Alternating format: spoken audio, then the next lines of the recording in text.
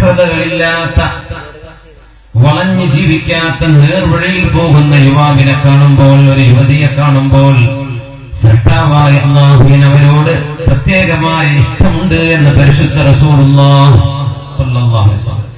ഇന്നല്ലാഹ ലയഅജബു മിനശ്ശാബി അല്ലദീ ലൈസത് ലഹു സുബ്വ. യൗവനം അല്ലാഹുവിന്റെ പൊരുത്തത്തിൽ അങ്ങ് കഴിഞ്ഞു കിട്ടണം. ഇസ്ലാമിൽ യൗവനം എന്നത് ദീർഘമായൊരു കാലമാണ്. 15 വയസ്സ് മുതൽ 40 വയസ്സ് വരെ യൗവനമാണ്. 40 കഴിയുമ്പോഴാണ് കഹിൽ മധ്യവയസ്സ്, മിഡിൽ ഏജിലേക്ക് കിടക്കുന്നത്. അതുവരെ യൂത്താണ്, അതുവരെ യുവാക്കളാണ്. മാറ്റങ്ങൾ ഉണ്ടാകുന്നത് അവിടെ നിന്നാണ്. മാറ്റങ്ങൾ ആരംഭിക്കേണ്ടത് നമ്മുടെ യുവതലമുറയിൽ നിന്നാണ്. റസൂലുള്ളാഹി സ്വല്ലല്ലാഹു അലൈഹി വസല്ലം തങ്ങൾ 7 വിഭാഗം ആളുകൾക്ക് നാളെ അർശിന്റെ തണൽ നൽകപ്പെടും എന്ന് പറഞ്ഞതിൽ 7 വിഭാഗത്തിൽ വലിയൊരു വിഭാഗം യുവാക്കളുമായി ബന്ധപ്പെട്ടതാണ്. സബഅത്തുൻ യുദില്ലുഹുമുല്ലാഹു ഫീ ദില്ലിഹി യൗമ ലാ ദില്ല ഇല്ലാ ദില്ലുഹു. അല്ലാഹുവിന്റെ തണലല്ലാതെ മറ്റ് യാതൊരു തണലുമില്ലാത്ത ഒരു നാളിൽ, അല്ലാഹുവിന്റെ മുമ്പിൽ വിചാരണയ്ക്ക് വിസ്തരിക്കപ്പെടുന്ന ദിവസം 7 വിഭാഗം ആളുകൾക്ക് അല്ലാഹു അവന്റെ അർശിന്റെ തണൽ നൽകി അവർക്ക് തണൽ വിരിക്കുമെന്ന് പരിശുദ്ധ റസൂലുള്ളാഹി സ്വല്ലല്ലാഹു അലൈഹി വസല്ലം. അതിൽ ഒരു വിഭാഗം യുവാക്കളാണ്. ശാബുൻ നശഅ ഫീ ഇബാദത്തില്ലാഹ്. അല്ലാഹുവിനെ സ്മരിച്ച് ജീവിച്ച, അല്ലാഹുവിനെ ഓർത്ത് ജീവിച്ച, അല്ലാഹുവിന്റെ സ്മരണയിലായി കഴിഞ്ഞ യുവാക്കൾ അർശിന്റെ തണൽ കിട്ടുന്നവരുണ്ട്.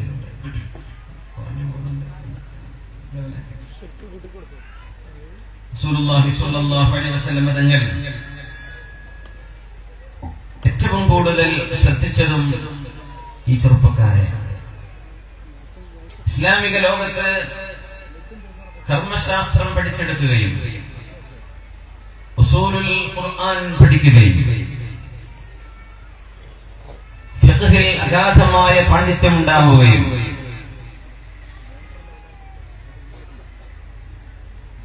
വഹീനെ സംബന്ധിച്ച് സ്വഹാബികളിൽ മറ്റാർത്ഥമില്ലാത്ത വിധം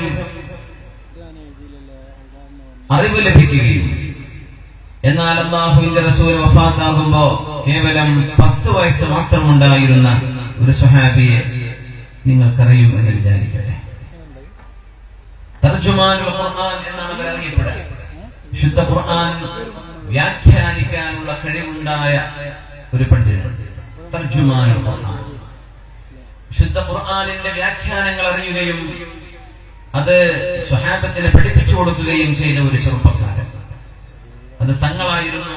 സയ്യിദ് കുടുംബമാണ്, അല്ലാഹുവിന്റെ റസൂലിന്റെ കുടുംബമാണ്. നബി തങ്ങൾ വഫാത്താകുമ്പോ 10-11 വയസ്സാണ് പ്രായം. തങ്ങൾ വഫാത്താകുമ്പോ ആരായിരുന്നു ആ സുഹാബി എന്ന് ചോദിച്ചാൽ സദസ്സിൽ ഉത്തരം പറയാൻ അറിയുന്ന ആളുകളൊന്ന് കൈപൊക്കിയാൽ തരക്കേടില്ല. 11 വയസ്സ് പ്രായം. ഫഖ്ഹിലും തഫ്സീറിലും ഹദീസിലും അവഗാഹമുണ്ടായിരുന്ന ഒരു കൊച്ചു പണ്ഡിതൻ, സ്വഹാബിയാണ്. ആരാണ് സ്വഹാബി? ആരായിരുന്നു? അബ്ബാസ് റളിയല്ലാഹു അൻഹു, അല്ല, ഇബ്നു അബ്ബാസ് എന്നവരാണ്.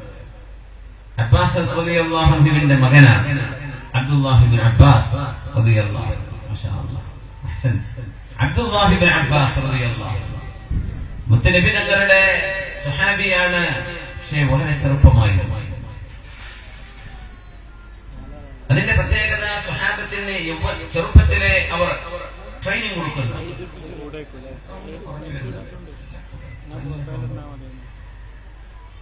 ചെറുപ്പത്തിലെ അവർക്ക് തർബിയത്ത് കൊടുക്കുകയാണ്. അങ്ങനെ വരുമ്പോഴാണ് മക്കളിൽ ഇൽമിനോട് സ്നേഹമുണ്ടാവുക. വിജ്ഞാനവുമായി നമ്മുടെ മക്കളെ നമ്മൾ ബന്ധപ്പെടുത്തുമ്പോഴാണ് അവരിൽ നിന്ന് നമുക്ക് നന്മ പ്രതീക്ഷിക്കാൻ കഴിയുന്നത്. അമ്പിയാക്കന്മാരൊക്കെ ദുആ ചെയ്തത് പടച്ചോനെ ഞങ്ങൾക്ക് മക്കളെ തരണേ എന്ന് മാത്രമല്ല.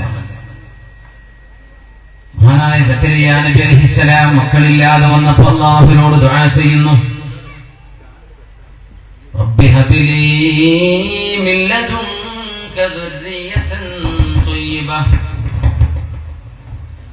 റബ്ബി ഹബ്ലി മിൻ ലദുൻക ദുർരിയതൻ ത്വയ്യിബതൻ ഇന്നക സമീഉദ് ദുആ.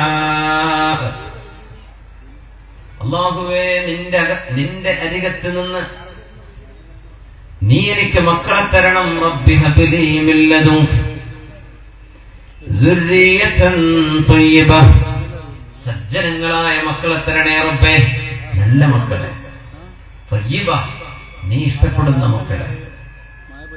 ഇന്നക സമീഉദ് ദുആ, നീ എല്ലാ പ്രാർത്ഥനയും കേൾക്കുന്നവനല്ലോ അല്ലാഹുവേ, സജ്ജനങ്ങളായ മക്കൾ എനിക്ക് നൽകണമേ എന്ന് ദുആ ചെയ്തപ്പോഴാണ് ഫവഹബ്നാ ലഹു യഹ്യ വഅസ്ലഹനാ ലഹു സൗജഹ, മഹാനായ യഹ്യ നബി അലൈഹിസ്സലാമിനെ സക്കരിയ നബിക്ക് അല്ലാഹു നൽകുന്നത്. അതുപോലെയുള്ള ഒരു മകൻ, ലം നജഅൽ ലഹു മിൻ ഖബ്ല സമീയ, ആ പേരുള്ള സയ്യിദൻ വഹസൂറ, സാത്വികരായ മറ്റൊരു മകൻ മറ്റാർക്കും അല്ലാഹു നൽകിയില്ല.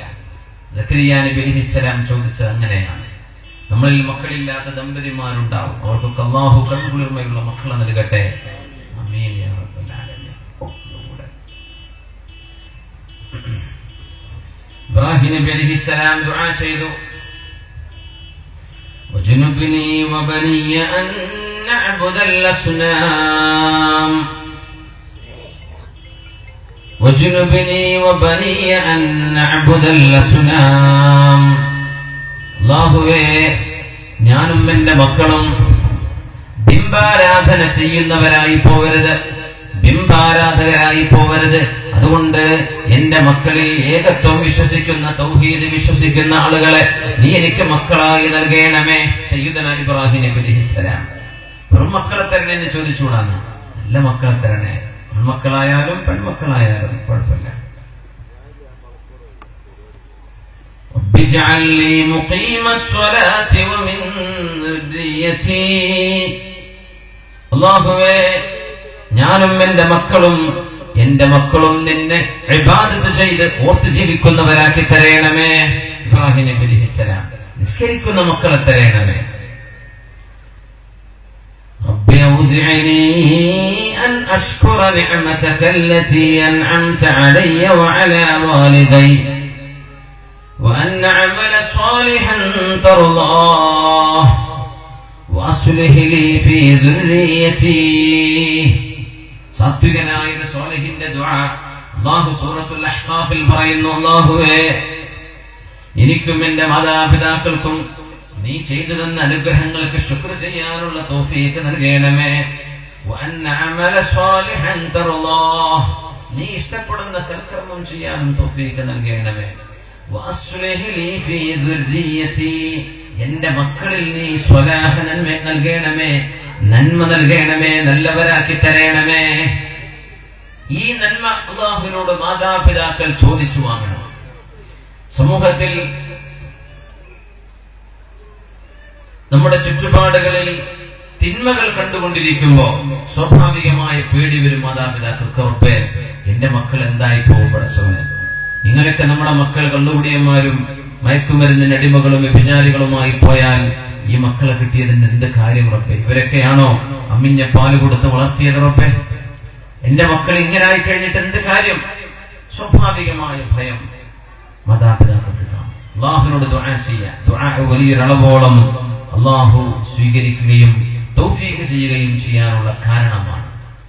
ഇബ്രാഹിം നബി അലൈഹിസ്സലാം ദുആ ചെയ്ത പോലെ, സക്കരിയ നബി അലൈഹിസ്സലാമിന്റെ ദുആ പോലെ, സ്വാലിഹായ അബ്ദുസ് സ്വാലിഹ് റബ്ബിനോട് ദുആ ചെയ്ത പോലെ, വഅസ്ലിഹ് ലി ഫീ ദുർരിയതി, നമ്മുടെ തലമുറകളിലും